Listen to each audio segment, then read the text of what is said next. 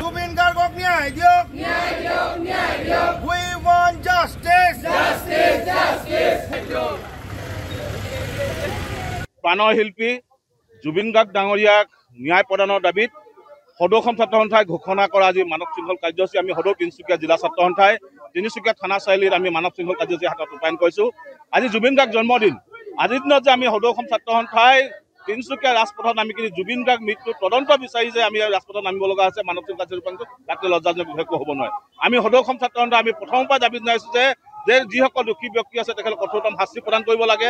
লগতে জুবিন গাৰ্গ ন্যায় তদন্ত ক্ষিপ্ৰতাৰে হৈ কিনে যিসকল দোষী ব্যক্তিক কঠোৰ শাস্তি প্ৰদান কৰিবলৈ আমি সদৌ অসম ছাত্ৰ সন্থাই প্ৰথমৰ পৰা দাবী জনাইছোঁ। কিন্তু বৰ্তমান সময়ত এইখন চৰকাৰে যি জুবিন গাৰ্গ ডাঙৰীয়া যি ন্যায় প্ৰদান কৰিবৰ কাৰণে যে এখন শাসক পক্ষ দলে কিন্তু বৰ্তমান ৰাজপথত যি নামি আহিব লগা আছে তাৰ কাৰণে দুৰ্ভাগ্যজনক লজ্জাজনক বিষয় হ'ব নোৱাৰে। যদি এখন চৰকাৰে যি ভাবিছে যে জনসাধাৰণক বিভিন্ন ধৰণৰ আঁচনি প্ৰলোভন দি কিনি যি অসমৰ ৰাইজে আগ্ৰহে বাট চাই থাকে যে অসমৰ হৃদয়ত প্ৰতিগৰাকী ৰাইজৰ হৃদয়ত বাট চাই ৰৈ আছে যে জুবিন গাৰ্গ ডাঙৰীয়া কেতিয়া ন্যায় পাব। জুবিন গাৰ্গ ডাঙৰীয়া যদি ন্যায় প্ৰদান নকৰে তেনেহ'লে অসমৰ ৰাইজে নিজৰ দৈনন্দিন কাম যেতিয়া কৰি আহে তাৰপিছত এটা হ'লেও দিনত এটা সময়ত হ'লেও যে জুবিন গাৰ্গ ডাঙৰীয়া কেতিয়া ন্যায় পাব সেই কথা কিন্তু অধিক আগ্ৰহে বাট চাই আছে। সেইকাৰণে আমি প্ৰতিবাদ স্বৰূপে দাবী জনাইছোঁ যে এইখন চৰকাৰ যিসকল দোষী ব্যক্তিসকল আছে, কিয়নো অসমৰ মুখ্যমন্ত্ৰী হিমন্ত বিশ্ব শৰ্মাই কৈছিল যে জুবিন গাৰ্গ ডাঙৰীয়া হত্যা কৰা হৈছিল। যদি হত্যা কৰা হৈছিল অসমৰ মুখ্যমন্ত্ৰী যে কৈছিল তেনে এই হত্যাক তদন্ত কিমান ক্ষিপ্ৰতা কিয় নাই হোৱা? যদি যিসকল দোষী ব্যক্তিয়ে তেখেতক গ্ৰেপ্তাৰ কৰিব কিয় নাই পোৱা?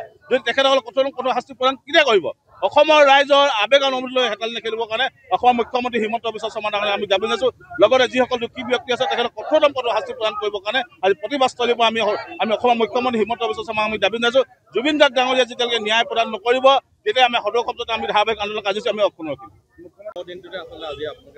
নহয়, আচলতে চাওক, সমগ্ৰ অসমবাসী ম্ৰিয়মান হৈ আছে, শোকত মানে ভাগি পৰিবলগীয়া হৈছে। তেখেতৰ অবৰ্তমানত তেখেতৰ 53 সংখ্যক জন্ম দিৱসৰ লগত আজি আমি তেখেতৰ ন্যায়ৰ কাৰণে আমি দাবী উত্থাপন কৰিবলগীয়া হৈছে। আজি তাৰিখত আমি সদৌ অসম ছাত্ৰ সন্থাৰ আহ্বানত মানৱ শৃংখলৰ দৰে কাৰ্যসূচীৰ জৰিয়তে আমি তেখেতক উচিত ন্যায় দিবৰ কাৰণে আমি প্ৰতিবাদ কৰিবলগীয়া আজি আটাইতকৈ দুৰ্ভাগ্যজনক কথা। গতিকে যি কি নহওক, আমি এতিয়া তেতেন্দ্ৰ গতি ইতিমধ্যে 2 মাহ হৈছে, কিন্তু 2 মাহৰ বহুত লেহেমীয়া হৈছে। গতিকে আমি খৰতকীয়া কৰিবৰ কাৰণে আমি হিমন্ত বিশ্ব শৰ্মা চৰকাৰক আমি দাবী জনাইছোঁ। লগতে এই তেখেতৰ মৃত্যুৰ লগত জড়িত থকা প্ৰতিজন ব্যক্তিক তদন্ত আওতাত আনি পানী নথকাকৈ তদন্ত কৰি উচিত ন্যায় দি আৰু দৃষ্টান্তমূলক শাস্তি প্ৰদান কৰিবৰ কাৰণে আমি সদৌ অসম ছাত্ৰ সন্থাই দাবী জনাইছোঁ। আৰু যেতিয়ালৈকে সমগ্ৰ অসমবাসীক জুবিন দাই ন্যায় নিদিব, জুবিন দাই যেতিয়া ন্যায় নাপাব, তেতিয়ালৈকে কিন্তু আমাৰ ধাৰাবাহিকভাৱে আমাৰ গণতান্ত্ৰিক কাৰ্যসূচী আমাৰ কিন্তু অব্যাহত থাকিব। যিকোনো খবৰৰ বাবে যোগাযোগ কৰক 7099017330 লগতে 7099017110 নম্বৰত।